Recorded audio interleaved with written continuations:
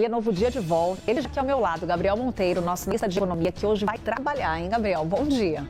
Um ótimo dia a você, Carol, a todos que nos assistem e a toda a equipe CNN Money, que hoje vai arrancar os cabelos, dia de tarifaço.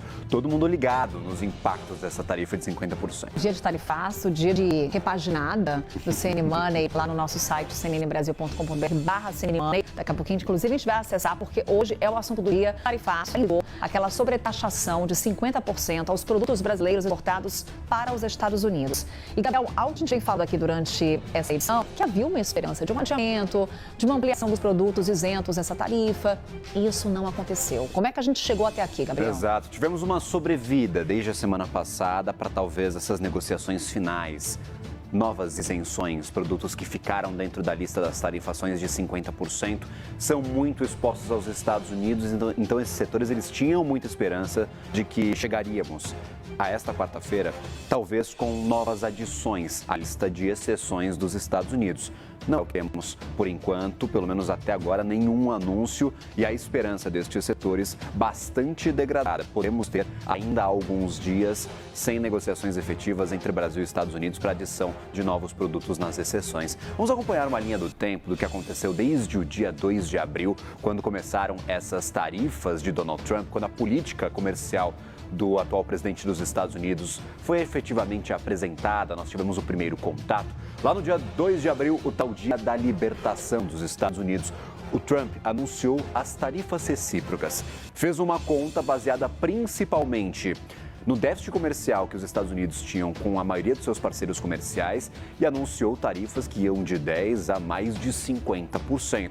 O Brasil, naquela época, havia ficado com as tarifas menores, apenas 10%, Carol. Então tínhamos talvez um certo alívio lá em abril, lá no dia 2, de que a tratativa com os americanos seria mais fácil. Afinal, nós temos já há diversos anos, há mais de uma década, déficit comercial com os americanos. A gente compra mais do que vende. Então, havíamos sido beneficiados com essas tarifas de apenas 10%. Pois é, é aquele cálculo que ninguém entendeu, né? Quando você usa esse argumento de déficit comercial, no caso do Brasil, é o que você coloca pra gente.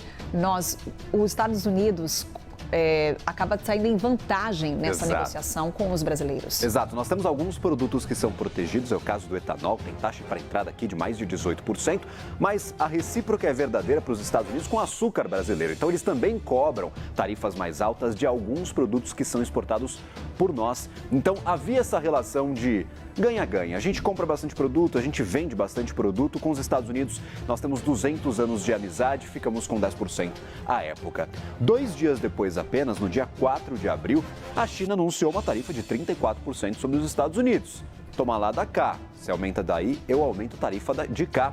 E começamos uma guerra comercial desenfreada entre Estados Unidos e China, que levou essas tarifas a mais de 100%, 135% no caso dos Estados Unidos. Pouco tempo depois, e aqui eu chamo a atenção para a janela curtíssima de tempo, são dias para essas mudanças, o que gera muita incerteza em quem está tomando decisão. A gente não sabe o que vai acontecer daqui 24 horas, daqui 48 horas, então, por enquanto, suspende investimento, sai dos investimentos de maior risco, é o caso do mercado brasileiro. Naquela época, nós tivemos todo mundo fugindo dos mercados mais arriscados. No dia 9 de abril, Trump anunciou uma pausa para as tarifas. Falou o seguinte, gente, vamos dar 90 dias, venham negociar com os Estados Unidos, estamos dispostos a aceitar propostas. Então, lá no dia 9 de abril, poucos dias depois, apenas 5 dias depois do dia do tarifaço, aqui do anúncio das tarifas, nós já tivemos uma trégua, exceto com a China. Porque aí a briga foi escalando. A negociação é outra e foi o único dos grandes países que efetivamente peitou os Estados Unidos, colocando taxas muito altas. No dia 12 de maio, e aí já com uma janela de tempo um pouco maior, Estados Unidos e China concordaram em dar uma trégua de 90 dias. Vamos aguardar. Vamos esperar e tentar negociar. E lá no dia 4 de julho, agora mais recentemente, Trump diz que enviaria cartas sobre tarifas para os países. E aí começa a mudar a história do Brasil. A gente que estava abafando, pelo menos passando, voando baixo e passando pelo radar dos Estados Unidos, agora receberemos um pouco mais de atenção e não mais aquelas taxas de 10%. Temos uma segunda arte, o que acontece a partir do dia 4 de julho, e aí nós vimos uma maratona. Já no dia 7, Trump adiou as tarifas adicionais para o dia 1º de agosto. No dia 9 de julho, Trump enviou uma carta ao presidente Lula, na sua própria rede social, sobre as taxas de 50% a partir de agosto. Justificativas, perseguição política do ex-presidente Jair Bolsonaro, a atuação do Supremo Tribunal Federal e também medidas protetivas para o nosso mercado interno. Estas foram as principais argumentações de Donald Trump para impor 50% de taxas. Dia 6 de agosto, mais recentemente, tarifa a produtos brasileiros entra em vigor, junto com uma nova tarifa de 50% para o cobre. Então, mais um produto que não estava na lista de tarifas e que agora foi adicionado. Portanto, hoje temos a aplicação de 40% dessa sobretaxa prometida por Donald Trump, além dos 10% da tarifa recíproca, que foi anunciada em abril. Então, somando aí esses 50% Exatamente. de taxa essa taxa que será aplicada a produtos brasileiros. Os 10% já estavam valendo, era uma tarifa que já estava incorporada nas exportações brasileiras aos Estados Unidos e tivemos essa adição. O que aconteceu? Um pouquinho antes, quando o Donald Trump assinou o decreto, efetivamente a ordem executiva, na semana passada, no dia 30 de julho, nós tivemos uma série de produtos que ficaram de fora. Ficaram de fora das novas taxas de 40%, mas ainda com as tarifas de 10%. Então, por enquanto, não tem produto com tarifa zero, com a tarifa que era anteriormente praticada entre os dois países, que era de 2%. Ou é 10%, ou é 50%, e aí tem alguns produtos com tarifas específicas. Carros, autopeças, aço e também agora o cobre com tarifa de 50%. Amanhã tem um último ponto aqui da nossa linha do tempo. Passam a valer as tarifas para os outros países, quem ainda não negociou com os Estados Unidos e também quem já negociou a partir de amanhã, tarifaço valendo. Tem alguns produtos que vamos destacar aqui nessa lista. Temos alguns produtos, é o caso, por exemplo, da carne brasileira.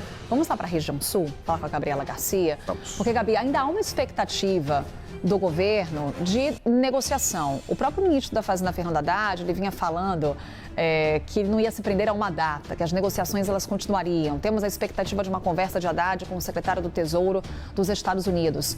Ministra Simone Tebet fala sobre essa possibilidade de colocar, por exemplo, carne e café nessa lista de produtos isentos dessa sobretaxa.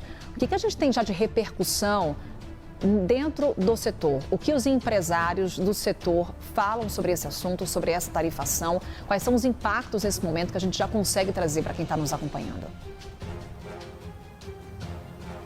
Carol, bom dia novamente para você e para todos. Olha, os empresários do setor dizem que esse impacto negativo não deve ser sentido aqui no Brasil, mas também dentro dos Estados Unidos. Os consumidores norte-americanos que devem sentir também o preço da carne subir bastante por conta desse tarifaço de 50% sobre a carne brasileira.